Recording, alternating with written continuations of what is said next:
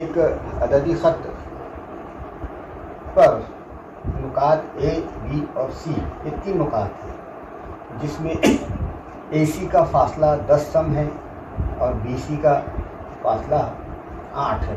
तो हमको मालूम करना है डिस्टेंस AB। डिस्टेंस AC कितना दिया हुआ है 10, डिस्टेंस C, D कितना दिया हुआ है 8 और डिस्टेंस AB हमको मालूम करना है। अब इस सूरत में क्या हो सकता है कि ये हमको दिया हुआ नहीं है कि AC, BC और AB में दरमियान में कौन आए, तो मुमकिन सूरतें हो सकती है। पहला इम्कान ये हो सकता है कि नुक्ता C दरमियान में होगा और A और B लेफ्ट और राइट साइड में होगा। पहला इम्कान नुक्ता C नुकात A और B के नुकात A और दो इम्कानात हो सकते हैं। एक तो नुक्ता C दरमियान में होगा या फिर नुक्ता D दरमियान में होगा। तो पहला इम्कान क्या है? इम्कान A, नुक्ता C नुकात A और B के दरमियान वाक़ है। ठीक है। अब यानी कैसा होगा, पहले A होगा, फिर C होगा, फिर B होगा। यहाँ पे नुक्ता A से C कितना है 10 सम है, 10 सम का फासला। फिर C के बाद है B, ये कितना है 8। अब यहाँ पर AB का जो दरमियानी फासला 10 जमा 8 यानी कितना आएगा, AB का दरमियानी फासला 18 आएगा। तो यहाँ पर लिख सकते हैं डिस्टेंस AB बराबर डिस्टेंस AC जमा डिस्टेंस CB। अब ये दोनों चीज़ें दी गई हैं, तो मसला नंबर ये है। क्यों लिख रहा हूँ? क्योंकि पहले A है, फिर C है, फिर B है, यानी AB किसके मसाइल होगा AC जमा BC। तो कीमतें डालते हैं इनकी। डिस्टेंस AB कीमत AC की कितनी है 10 जमा BC की कितनी है 8, यानी डिस्टेंस AB कितना आ रहा है 18। जब नुक्ता C नुकात AB के दरमियान वाक़ है, तब जब नुक्ता C नुकात A और B के दरमियान में वाक़ हो, तब डिस्टेंस AB कितना आता है 18 आता है। क्योंकि पहली इम्कान। दूसरा इम्कान यानी इम्कान 2। इम्कान 2 में क्या हो सकता है नुक्ता B दरमियान में, नुक्ता B नुकात A और B के दरमियान में वाक़ है। अब इस सूरत में B दरमियान में होगा।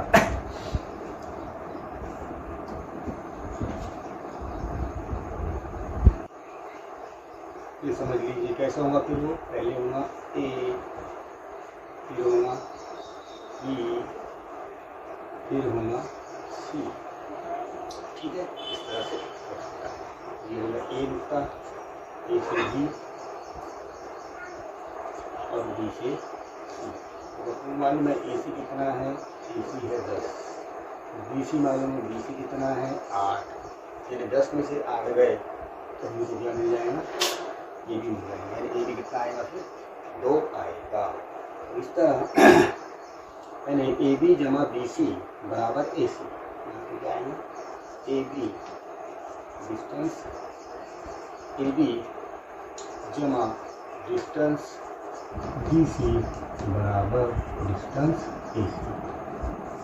अब इसमें जो कीमतें मालूम है उनको डाल देंगे अपन। ए बी मालूम नहीं है, डिस्टेंस ए बी जैसे कि वैसा, जमा बी सी कितना है 8 है और ए सी कितना है 10।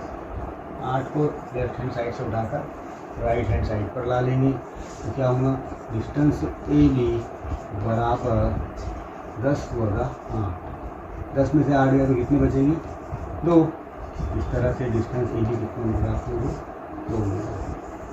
तो दूसरे काम के मुताबिक अगर नुक्ता बी ए और बी के दरमियान वाक़ हो तो डिस्टेंस ए बी ये 2 आता है।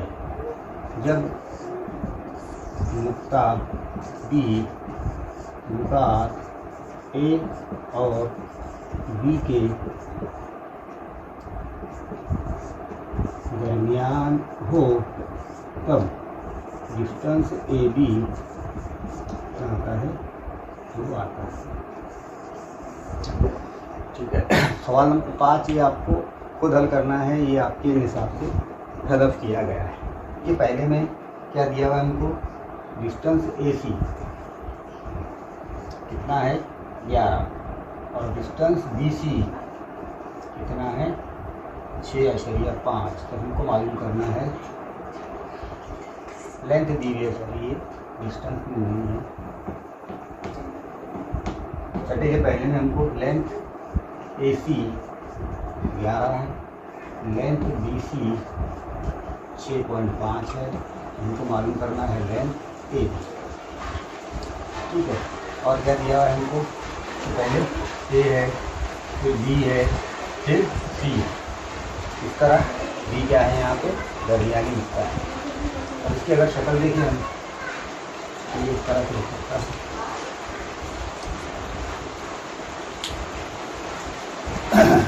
तो ये ए सी ये हो गया कितने सन 11 सन, ये कितने सन है 11 सन। ये हो गया अपना ए सी 11 सन। फिर बी दरमियान में है तो ये हो गया बी इसका, और बी सी कितना दिया हुआ 6.5। तो ये 11 में 6.5 माइनस करेंगे तो हमको कितना मिल जाएगा ए बी की लंबाई मिल जाएगी। ठीक है, तो चलो मालूम करते हैं।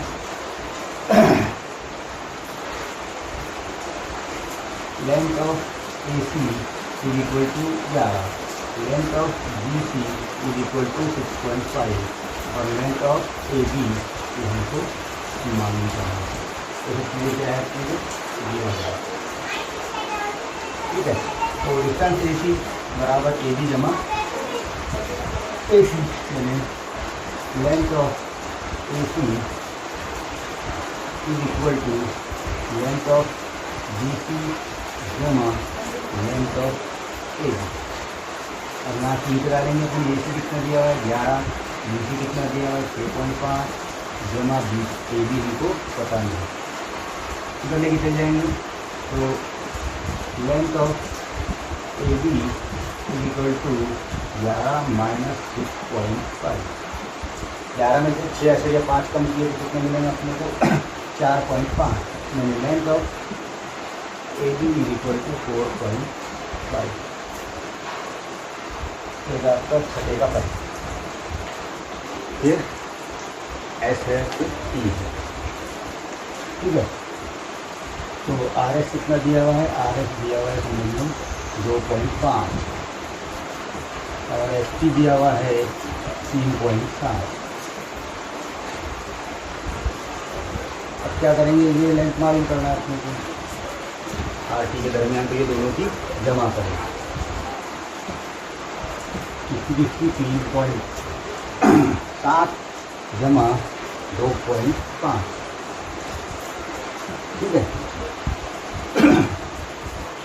इसमें क्या क्या दिया हुआ है, length of R S is equal to 2.5, length of S T is equal to 3.7 और लेंथ ऑफ आर टी मालूम करना है। ये क्या है सवाल में हमको दिया हुआ है।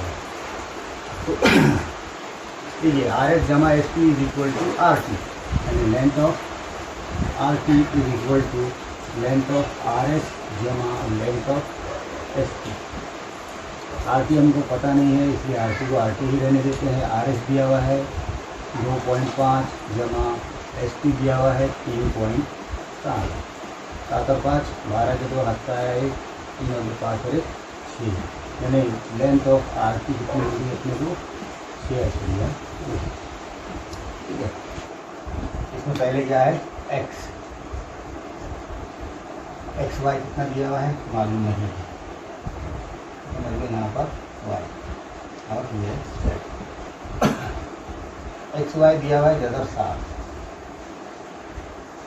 वाई जेड हमको पता नहीं है और एक्स जेड दिया हुआ है 3 जगह 7।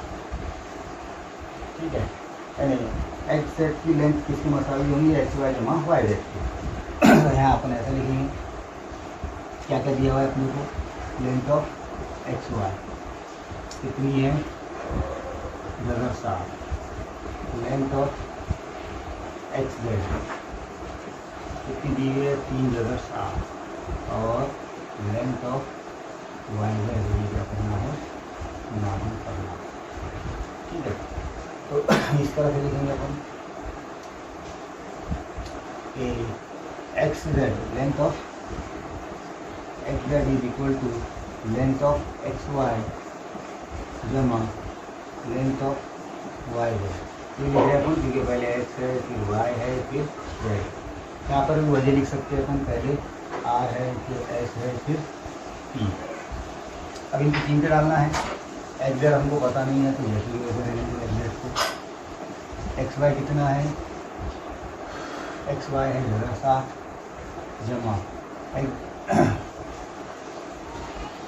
और एक्स जेड हमको पता है, एक्स जेड कितना है 3 जगह 7 है और वाई जेड हमको पता नहीं है।